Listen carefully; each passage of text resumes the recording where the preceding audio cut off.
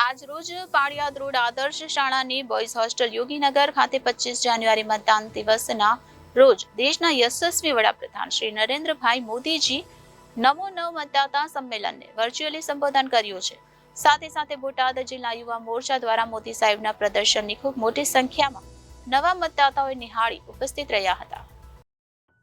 આ કાર્યક્રમમાં બોટાદ જિલ્લા ભાજપ પ્રમુખ શ્રી મયુરભાઈ પટેલ, બોટાદ જિલ્લા ભાજપ પૂર્વ પ્રમુખ શ્રી સુરેશભાઈ ગોધાણી, આદર્શ શાળાના ટ્રસ્ટી શ્રી પ્રભુભાઈ ત્રાસડિયા, બોટાદ જિલ્લા ભાજપ મહામંત્રી ભૂપતભાઈ રસિકભાઈ ભુંગાણી, બોટાદ જિલ્લા ભાજપ યુવા પ્રમુખ જિગ્નેશભાઈ બોડિયા, પ્રદેશ યુવા મોરચા કારોબારી સદસ્ય અને બોટાદ કાર્યક્રમ ઇન્ચાર્જ અબ્બાસભાઈ વિરાણી, જિલ્લા યુવા મોરચા મહામંત્રી જગદીશભાઈ મકવાણા, ભૂમિરાજસિંહ ઝાલા, બોટાદ શહેર ભાજપ પ્રમુખ ચંદુભાઈ સાવલિયા, મહામંત્રી જગદીશભાઈ ચૌહાણ, બરવાડા શહેર પ્રમુખ ભાવસંગભાઈ તેમજ સૌ હોદ્દેદારો અને કાર્યકર્તા ઉપસ્થિત રહ્યા હતા। ખૂબ મોટી સંખ્યામાં નવા મતદાતાઓએ આ કાર્યક્રમને નિહાળ્યો હતો। Bureau report Janadesh news, Bhavnagar.